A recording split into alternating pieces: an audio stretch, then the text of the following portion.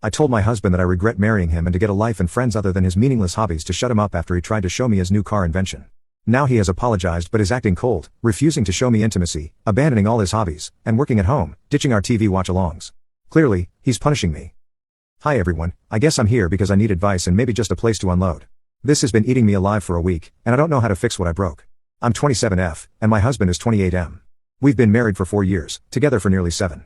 He's an incredibly intelligent, detail-oriented guy, very introverted, very much a homebody. He doesn't really have a social life in the traditional sense, no guys' nights, no bar hopping or fantasy football leagues. He's never had a big circle of friends, and he's on the spectrum, though mildly. His world is small, and I've always been the center of it. He has this room in the house that's basically his sanctuary, and I mean that in every sense. It's where he goes to feel grounded, a sim racing setup with a motion seat and triple monitors, a full yoke and rudder pedal system for flight simming, stacks of soccer data analysis charts, shelves lined with completed Lego Technic cars and aircraft, MIDI keyboards and synth pads, and God knows how many cables I still don't understand. His notebooks are everywhere, filled with soccer stats, political theory notes, and random music chord progressions. It's chaotic, but it's his chaos, and he adores it. He's always been so earnest and wanting to share it all with me. He'll excitedly pull me in to show me some tiny gear tweak he made on his sim, or some absurdly detailed Excel graph about player formations, or a new synth line he's been composing. I used to smile and nod and ask questions because I knew it made him feel seen. But lately, I've been overwhelmed, work's been crazy, we've had some family drama on my side, and I've just been needing quiet. I never really said that, though. I just kept absorbing everything until I couldn't anymore. The other night, I came home from an especially draining day and found him in his room, practically bouncing with excitement. He'd finally managed to tune the sim steering wheel to match real-life GT3 telemetry data, whatever that means, and wanted me to test drive it. I love him, truly, but in that moment, all I wanted was to be alone. But instead of saying, "Hey babe, can we do this later?" I snapped, full-on rage. I yelled at him, loud. I told him I didn't care about fake cars or planes or statistics, that it was boring, that maybe he should get a social life instead of expecting me to be his whole audience. And the worst thing, I still can't believe I said it, I asked him why I even married someone so obsessed with machines and data. I saw his face go completely blank the moment those words left my mouth. He didn't yell back, he just nodded once, very slowly, like something in him was shutting off. Then he quietly said, "Okay," and walked out of the room. I stood there for a minute, too ashamed to move. I'd never seen that look on his face before, not anger, just devastation. That night, he slept on the couch. I didn't think much of it at first, I figured he just needed a night to cool off. But the next morning, he didn't come into the bedroom at all. He got dressed in the living room, no kiss, no coffee, nothing, just silence. I tried to make it better. I apologized that evening, said I was exhausted and overwhelmed and didn't mean it. He said, "It's okay. Maybe you're right." He hasn't gone back into that room since. I mean that literally, it's been 5 days. The door stays closed. He's been working from home, something he never does, on the living room couch with his laptop. He even worked during our national soccer match, something he'd never ever skip. That game was sacred to him, we always watched together, even in college. But this time, he just sat there clicking away while the game played muted in the background. When I asked him what was going on, he said, "I didn't feel like watching it. Maybe I should be more like my dad. He never wasted time on this kind of stuff. Work's more important anyway." I knew what that meant. His dad is complicated, a cold, methodical man who buried himself in his career and emotionally distanced himself from everyone, including his son. They reconnected recently, but there's a lot of pain there. My husband used to say he never wanted to become like him, that he'd rather be weird and passionate than distant and successful. But then he said something that genuinely made my chest go cold. I don't blame him for divorcing at that age now. I didn't know what to say. I just stood there, watching this man who once talked to me for hours about pixel-level cornering strategy suddenly turn into someone I barely recognize. I've apologized again since then, more times than I can count. I tried writing him a note, buying his favorite snack, and even reading some of his soccer posts to try and engage. But every time I bring it up, he just says some variation of "maybe you were right" or "maybe it's time I grew up." It's like I pulled the thread that was holding his identity together, and now everything is unraveling, and I don't know how to stop it. He doesn't touch his hobbies. He doesn't come to bed. He doesn't talk about anything he used to love. I'm terrified I pushed him past the point of no return, that one outburst might have undone everything we built over years. I still love him. I want to make it right, but I have no idea how to even begin. Since that night, things haven't gone back to normal, not even close. I tried to act like they could at first. I asked him if he wanted to order from our favorite Thai place. He just said, "I'm not really hungry," and went back to typing on his laptop. I left his pad Thai on the table, and hours later, it was still untouched. I even left the TV on with a rerun of one of those old soccer finals he used to rewatch obsessively. Normally, that would have pulled him right in, but he barely glanced at it before walking past me and heading to the spare bedroom. He never used to go in there, now it's where he sleeps. He doesn't close the door, but it feels like it might as well be locked. And the worst part, he's being so damn polite. He'll do the dishes, take out the trash. If I speak to him, he answers me, but only with the kind of detached, careful words you use with a coworker. He's not cold, he's not cruel, but he's not mine right now either. He hasn't been since I said those awful things. I know I messed up. I disrespected the thing that made him feel safe. I made him feel like his world, the very way he expresses himself, was childish or embarrassing. And coming from me, his person, his safe place, I think it broke something in him. I didn't just insult his hobbies, I think I made him feel unlovable in the very way he's wired. I've been replaying the moment in my head over and over, the expression on his face when I said I was bored of his interests and how he needed to get a social life, the quiet way he walked away without arguing, like he'd already given up, like he believed every word I said. He's never had that many friends, and it's not because he's weird or antisocial, he just has trouble connecting with people who don't share his intensity. He's so passionate and so specific, and most people get bored or brush him off. I was the only one who really stuck around, who saw through the data sheets and sim rigs and endless rants about European midfield formations. And now I think he feels like I've joined the crowd that never understood him in the first place. Update 2. I told my husband that I regret marrying him and to get a life and friends other than his meaningless hobbies to shut him up after he tried to show me his new car invention. Now he has apologized but is acting cold, refusing to show me intimacy, abandoning all his hobbies, and working at home, ditching our TV watch-alongs. Clearly, he's punishing me. I talk to my sister about everything. She's a therapist in training, so she listens without judgment. I expected her to tell me I was being too hard on myself, but she didn't. She said I invalidated the one place he could be vulnerable without fear of being too much, so he's retreating. That's exactly what it feels like, a retreat, like he's rebuilding his walls, only this time, I'm on the outside. I've thought about suggesting therapy, for him, for both of us, but I don't even know how to bring it up without sounding like I'm trying to fix him, like I always do. He needs to feel seen, not scrutinized. And right now, I think even my presence feels like scrutiny, so I've been giving him space. I haven't pushed the issue. This weekend, I just told him I'd be around if he wanted to talk. He nodded, that's all. Earlier today, I found him sitting in his sanctuary room for the first time in days. He wasn't doing anything, just sitting at his desk, staring at a half-built Lego car. His hands weren't moving, he just looked lost, or maybe like he didn't recognize the space anymore, like it didn't belong to him. I stood in the doorway for a minute before saying anything.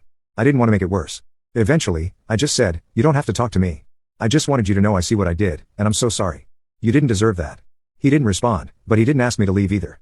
That felt like something. Later that night, he came to bed, not in the same way he used to. He didn't cuddle up or kiss my shoulder like he normally would. He just lay on the far edge of the mattress, facing away. But he was there, and I cried quietly into the pillow because I didn't know what it meant. Was it progress, habit, a goodbye? I'm trying not to spiral, but I can't lie, it feels like we're on a knife's edge right now. I don't know if I broke something that can't be repaired. I don't know if he's still deciding whether to leave. And the scariest part, I think he's too hurt to even tell me what he's thinking, which means I don't even know how to fight for us. So I'm here, asking for advice. How do I rebuild trust with someone who's pulled so far away? How do I make him feel safe again when I was the one who made him feel small? Is there a way back from this? Has anyone ever been in a situation like this? I love this man. I don't want to lose him. I just don't know how to reach him. TLDR, I lashed out at my introverted, neurodivergent husband about his hobbies and made him feel like his passions were meaningless. He shut down emotionally, stopped sleeping in our bed, and is retreating into himself. I've apologized, but he just says maybe you're right and avoids any emotional connection. I'm terrified he's considering leaving. How do I fix what I broke and help him feel seen again? Comments. Comment 1. Oof, sis. You messed up, and I'm not saying that to kick you while you're down, but to give you clarity on how deep this probably cut. Your husband is an introvert who seems emotionally anchored to you. He doesn't have many external support systems, and you were the one person who got him. When you lashed out, you didn't just critique his hobbies, you invalidated the core of who he is. To someone like him, that's not just hurtful, it's identity shattering. Right now, he's probably thinking you finally told him the truth, that you secretly think he's a boring loser with pointless interests. And if he idolized his dad despite a cold upbringing, he might see growing up now as becoming emotionally detached because that's what he thinks you want. If you truly want to save this, you have to do more than apologize. You need to prove you respect him. Consider couples therapy, not just to talk this out, but so he has a safe space where he doesn't feel judged or misunderstood. Also, think about showing you care in ways that don't center you. Maybe find a Lego set he's talked about, or read up on his soccer interests and just ask if you can learn. But before all that, be honest with yourself. Were those things you said your true feelings buried under resentment? Because if there's a part of you that doesn't respect who he is, let him go. Don't stay out of guilt. He deserves to be loved for who he is.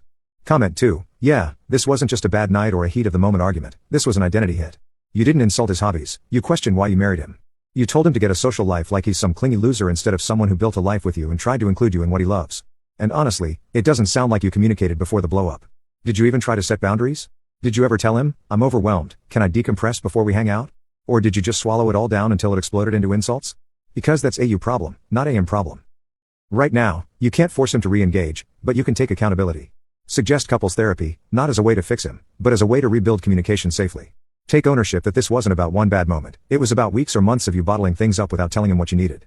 That silence ended up being way louder than you intended. If he's open to rebuilding, great, but you're going to have to do it slowly, gently, and with actual self-reflection. This was a deep wound. Be ready to prove that the love and respect are still real. Update. Hi again. I didn't think I'd come back to post an update, but I've been sitting with all of this for a while, and I guess I just wanted to put it into words. It's been almost 3 weeks since I wrote that original post. I wish I could say things are better or even starting to get better, but that wouldn't be true. I've reread what I wrote several times since then. I also read the comments, well, most of them.